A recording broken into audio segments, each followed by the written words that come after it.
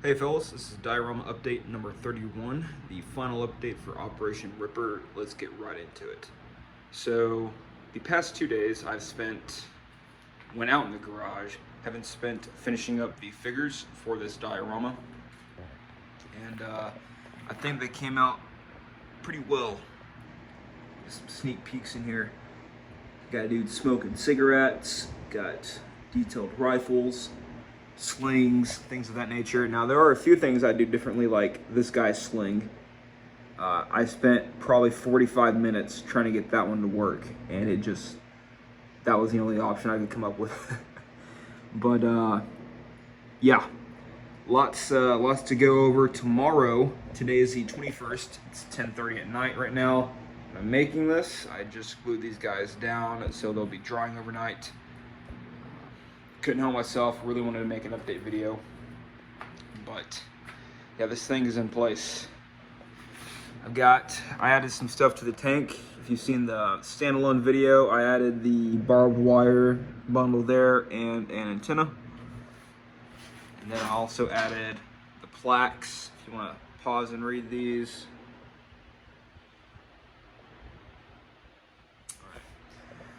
Yeah, so that's pretty much it for the Operation Ripper diorama update. Stay tuned for Tuesday, tomorrow, probably the same day or the day after, a few days after, whatever for you guys. But for me, tomorrow I will take photos of this and upload a diorama video per usual for my dioramas.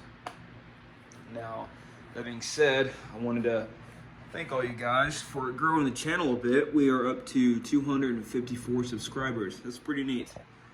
Very happy with that. So appreciate all the support you guys are giving, all the advice, and very nice comments you guys leave. So thank you again. But yeah, that's about it for Operation Ripper. Moving on, I need to give a little shout out video to a gentleman. He's based around Camp Pendleton. He is a Marine, retired gentleman named Mr. Garcia.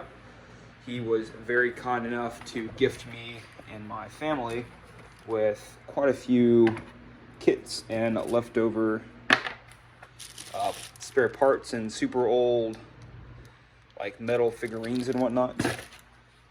Very kind of him to do so. Thank you very much, Mr. Garcia. Got a bunch of stuff for my son. These remind me of the Chosen Reservoir. They're Korean War little army men. Super neat. Be saving those for William, my son, as well as the World War I German Army and World War I U.S. Marines at Bella Wood figurines. A little plastic army men for Will. So I'm growing his little miniature army. Got a 1:32 scale Willys Jeep in there. As well as quite a few kits, things like Japanese infantry, oil drums and whatnot, jerry cans, U.S. infantry, Japanese tank crew. Another farm cart will be very useful. Got the winter scenic field kitchen, and then 2 of the Chiha tanks. So thank you, Mr. Garcia. I appreciate that very much. I also got in the mail this Man Battle Tank T-72. I found out this was the first ever 1:35 scale T-72 to come out on the market, I think in the late 80s. This thing looks pretty simple to build. Has like 4 sprues in total, I think, only 7 steps. I love the tracks that are like this. I'm super stoked to build these. These are like the simplest tracks to get the best look for the easiest amount of work whenever most of them are already put together. But I mean, it kind of restricts you to being on flat surface and whatnot, but oh well. And the lower hull, this thing is super nice. I love whenever kits come with the suspension already put into place. I know some guys like to put it in themselves to make, special terrain, and that's understandable. Here we got another sprue, main sprue with the wheels, some of the upper hull looks like, and some details for that. Then the turret, all in one. And yeah, so I don't know if I told you guys already, this will be for a what if World War III scenario based off of the Cold War time era. So looking around the mid to late 70s is what I think, because that's why I got a, bare bone, type A, if you would, T-72, right, the first one. And I'm not exactly 100% sure what I want to do with it yet. I know I'll be utilizing the T-72. I am utilizing my T-62 or T-65. It's been a little bit since I've looked into this one. It was my first Chechen war tank I ever did.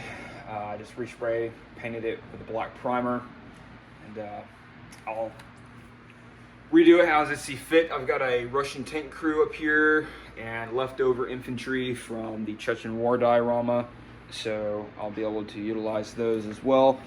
And depending on what units were stationed in the area, I know the 11th Cavalry 11th Armored Division was stationed in Europe during that time.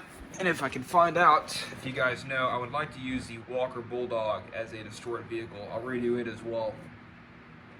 But I want to save the patent for a different diorama, different Vietnam diorama, or else I'd use that one. But if you guys know, the Walker Bulldog was used in Europe during the 70s to 80s for any country.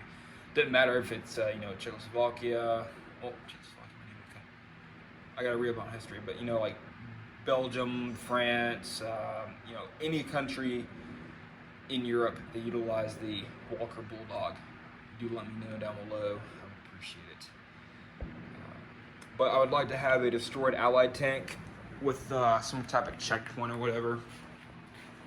And the T-72 and T-65 or T-62, keep forgetting. But both of those rolling down the road or at a stop, in a column. What if World War III scenario? I think that'd be pretty neat. So, what else? I got the Invasion of Poland diorama. A lot of that stuff primed. Finished building the 7TP. Yeah, that's about it for that. So now that the Operation Ripper diorama is finished, I think I'm going to go ahead and try to finish this. We'll see though. I say that every time I finish a diorama and I end up not doing it. But I think I want to go ahead and try and finish the Defense of France, Battle of France diorama.